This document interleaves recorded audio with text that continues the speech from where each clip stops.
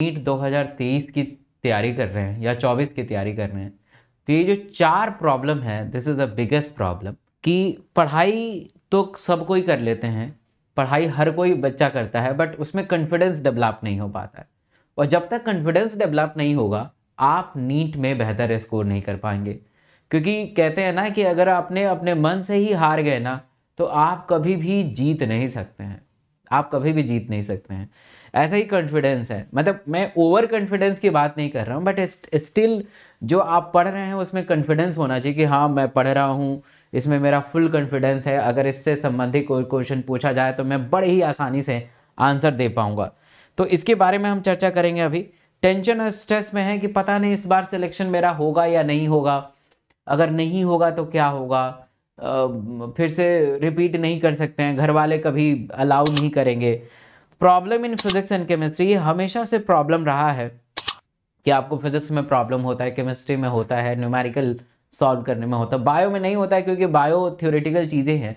But आजकल bio में भी प्रॉब्लम होना शुरू हो गया है क्योंकि उसके लेवल ऑफ क्वेश्चन डिफरेंट हो गए हैं। चौथा है डीमोटिवेशन, अपने ही लोग आपको डीमोटिवेट करते हैं कि तेरे से नहीं होगा। हम बचपन से सुनते आ रहे हैं कि यार तू इतना नालायक है कि तू कुछ भी कर ही नहीं पाएगा, और ये शब्द जो है जब हम मैच्योर हो जाते हैं तो हमारे ब्रेन तक, सबकॉन्शियस माइंड तक चला जाता है और वाकई हम कुछ नहीं कर पाते हैं।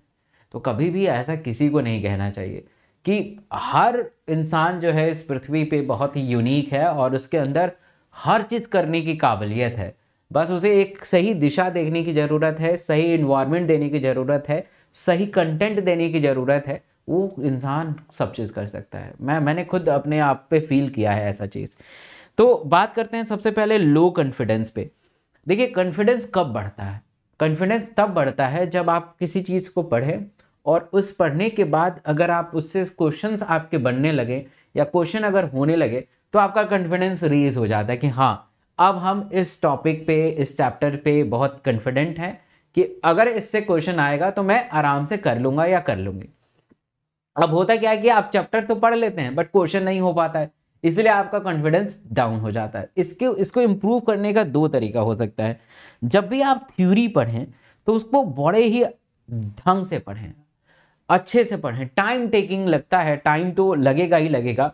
तो थ्योरी अगर आप एनसीईआरटी से रीड कर रहे हैं या किसी टीचर के नोट से रीड कर रहे हैं या लेक्चर देख रहे हैं तो इसको बड़े ही ध्यान से, बड़े ही सावधानी से करना पड़ेगा और इसको बार बार रिपीट करिए, इसे रिपीट करिए। तभी जब आप इसके क्वेश्चन प्रैक्टिस करेंगे ना तब जाके आप उसको कर पाएंगे, तब जाके कर पाएंगे। बट अब क्वेश्चन में भी ये डिपेंड करता है कि क्वेश्चन का लेवल कैसा है। क्वेश्चन का लेवल जो है हमेशा एनसीईआरटी बेस्ड रहना चाहिए। क्वेश्चन का लेवल जो है हमेशा एनसीईआरटी बेस्ड रहना चाहिए। अब मान लीजिए कि आपने कोई टेस्ट सीरीज ज्वाइन किया और टेस्ट सीरीज ज्वाइन करके उसमें एनसीईआरटी के बियॉन्ड क्वेश्चन आ रहे हैं तो ऑब्वियस है आपका कॉन्फिडेंस डाउन तो चला ही जाएगा, इसमें कोई शक नहीं है, क्योंकि आपने पढ़ा ही नहीं है, आपने तो एनसीईआरटी पढ़ा है, आपने नोट्स पढ़ा है। तो क्वेश्चन की क्वालिटी पे भी डिपेंड करता है। तो अगर कॉन्फिडेंस बढ़ाना है तो अपने थ्योरी पे सबसे ज़्यादा कमांड करिए, तब जाके आप क्वेश्चन अच्छा करेंगे। और मेक श्योर हो जाइए कि जो क्वेश्चन आप प्रैक्टिस कर रहे हैं वो एनसीईआरटी बेस्ड है। अगर आपको एनसीईआरटी बेस्ड क्वेश्चन प्रैक्टिस करना है तो आप डेली सुबह 9 बजे अनअकैडमी के ऊपर आ सकते हैं। मैं आपको हर दिन डेली, जी हाँ, एक भी दिन छुट्टी नहीं होती है, डेली अनअकैडमी पे फ्री ऑफ कॉस्ट में आपको प्रैक्टिस कराता हूँ। जो क्वेश्चन बिल्कुल एनसीईआरटी बेस्ड रहते हैं, क्वालिटी क्वेश्चन रहते हैं, आप करके आप बहुत मज़ा आएगा। दूसरे प्रॉब्लम को फेस आउट करते हैं, टेंशन और स्ट्रेस। हम इस बात में रहते हैं कि यार पता नहीं इस बार सिलेक्शन होगा नहीं होगा, अगर नहीं होगा तो क्या होगा, है ना। इस टेंशन में रहते हैं कि मेरा अब कुछ नहीं हो पाएगा क्योंकि मुझे तो इतना भी नहीं आता है, फिजिक्स के क्वेश्चन भी नहीं होते हैं, बायो याद नहीं हो पाता है, तो मेरे बस की बात नहीं है नीट को क्रैक करना। ये सब चीज़ें जो हैं आपने खुद से बनाई हुई चीज़ें हैं। अगर आप स्ट्रेस में हैं तो ये इसका मूल कारण आप ही हैं, खुद हैं, आपका मन है। तो सबसे पहले ये भूल जाइए। देखिए आगे का किसी को पता नहीं है। अब मुझे नहीं पता है कि 2 दिन बाद मेरे साथ क्या होगा, ये आपको भी नहीं पता है, किसी को भी नहीं पता। हाँ, बट उस 2 दिन को बेहतर बना सकते हैं हम आज मेहनत करके। अगर मैं आज मेहनत करता हूँ तो आने वाला समय मेरा अच्छा हो सकता है। ये तो सभी करते हैं, ये तो आपको भी पता है कि अगर आप आज मेहनत करेंगे तो आने वाला समय आपके लिए बहुत अच्छा होगा।